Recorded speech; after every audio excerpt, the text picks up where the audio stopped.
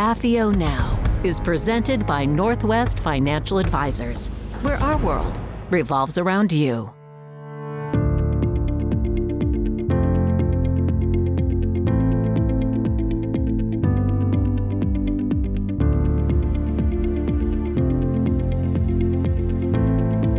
Hello, everyone. This is Jim Hughes with AFIO Now. We are a program of recorded interviews with former U.S. intelligence officers and those who write about them. Today, I have a very special guest. Her name is Alana Berry. She is a former CIA operations officer and a first-time author. She studied at the London School of Economics, studied and traveled and worked extensively in Europe, applied to the CIA, and while she was waiting for a response, got her law degree from the University of Virginia, served for 6 years as a CIA case officer, including a combat tour in Iraq, working against the Zarqawi network. And now she has a brand new book out called The Peacock and the Sparrow. And we're going to talk about that today. Ilana, welcome to AFIO Now. Thank you so much for having me. So let's share with the audience just a little bit about what the book's about.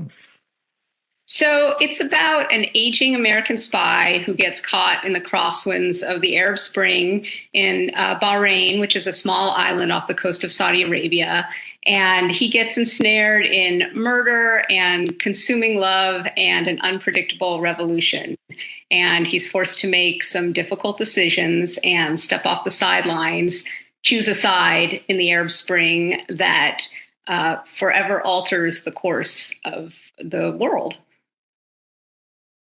In your book, you have very vivid descriptions. You really have an eye for detail. Is that something that you come by naturally, or did being a case officer help with that?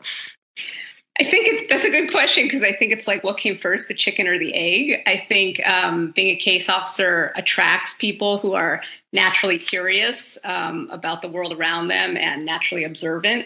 But I think being a case officer makes you a better observer. I remember, training at the farm, learning to read people, both superficially, like their facial expressions, but also more fundamentally in terms of their vulnerabilities and, learning how to gauge everything from what kind of snacks or food they liked to really what made them tick. So I think that I think it's both. Did the time that you spent in Bahrain during the Arab Spring influence your choice of topic and venue? 100%. So we were actually there for my husband's job. He worked for Department of Defense. He was stationed on the naval base where the Fifth Fleet is based. So we were there during the Arab Spring, where the Shiite majority is revolting against the Sunni minority, the monarchy. And Saudi Arabia backs the monarchy, and it's pretty well established in open sources that Iran is funding, is supporting to some degree the revolutionaries. So to me, it was such an interesting conflict. It was so murky, and there were no clear right sides. It's almost like a new cold proxy war. And it was so multifaceted, multidimensional. I think the Arab Spring is something that not a lot of Westerners or Americans know a lot about. And to me, the fact that it was so murky and not clear cut was kind of the perfect prism for a spy tale, because I think so much of espionage is in this fog of a fog of murk, where you're trying to decide who's telling the truth, what's right and wrong, and what decisions to make. So to me, like, the Arab Spring was sort of that perfect lens. You've chosen some very interesting personalities as some of your main characters. What led you to those choices? So it was really important to me to have realistic, gritty, not always likable characters. I think, the world has plenty of slick James Bond characters, and that's great, drinking martinis, wearing tuxedos, scaling roofs. But as you and I know, that's not necessarily the reality. And I think what the genre lacks is more of that gritty, sort of realistic character. So that's really what I set out to do. I wanted characters like Shane Collins, the protagonist, he's a little battered. He's had trauma in his life. And Almaisa, his love interest, is half Iraqi, half British. So it was sort of showing the conflict between the two worlds. You've done a very nice job of describing the plight of the Shia majority living in a Sunni-dominated country. Did you have much contact with Shia when you were living there? I had a fair amount. I think, the Shia they're either the majority or the plurality. I want to say, they're called the majority, but I think they're actually the plurality. And I think the majority is actually foreigners, like right. From countries like India, Nepal, Sri Lanka, Philippines.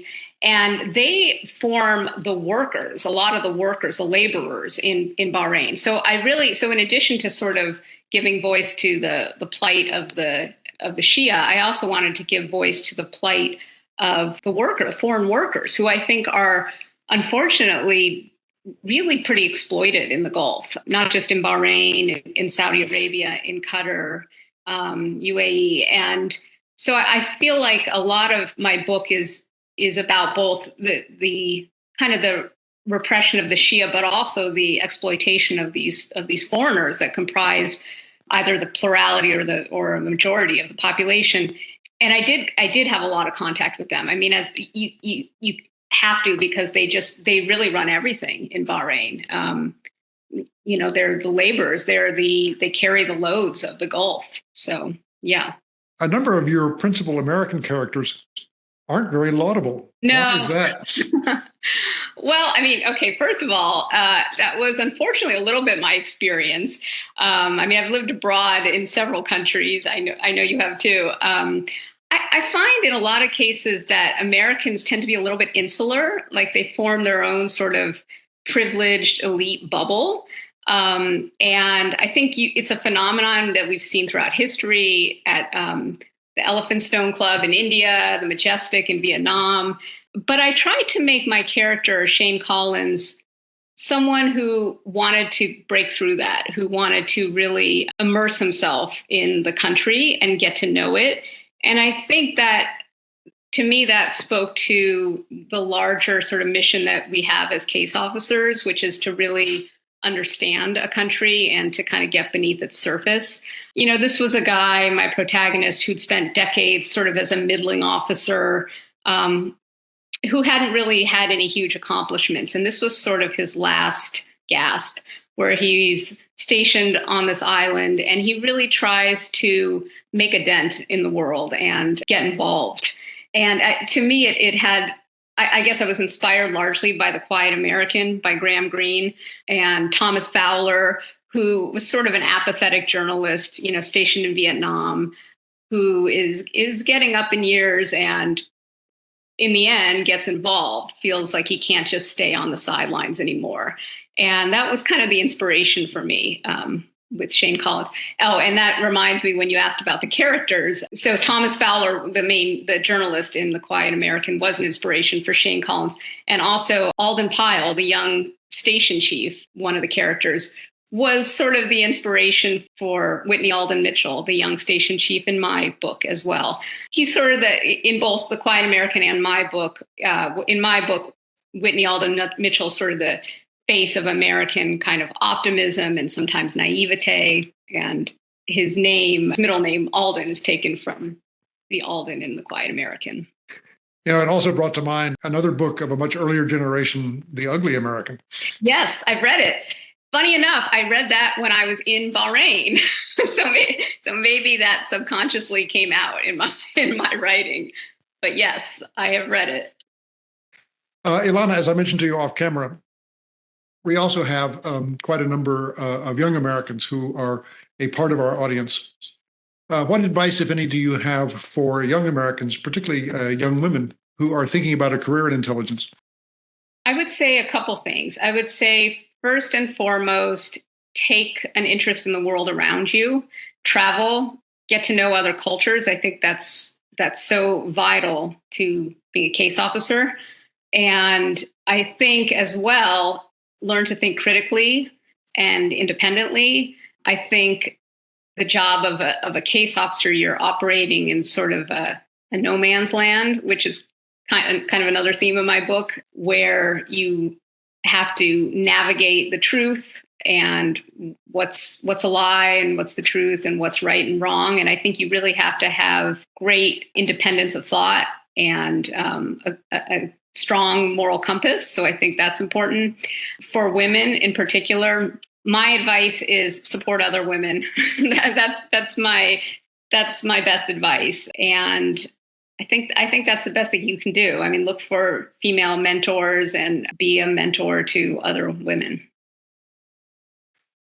Well, the name of the book is The Peacock and the Sparrow by Alana Berry.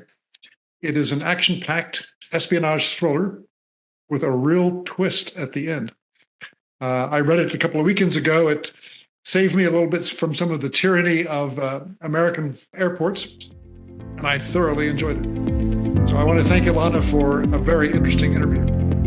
Thank you so much.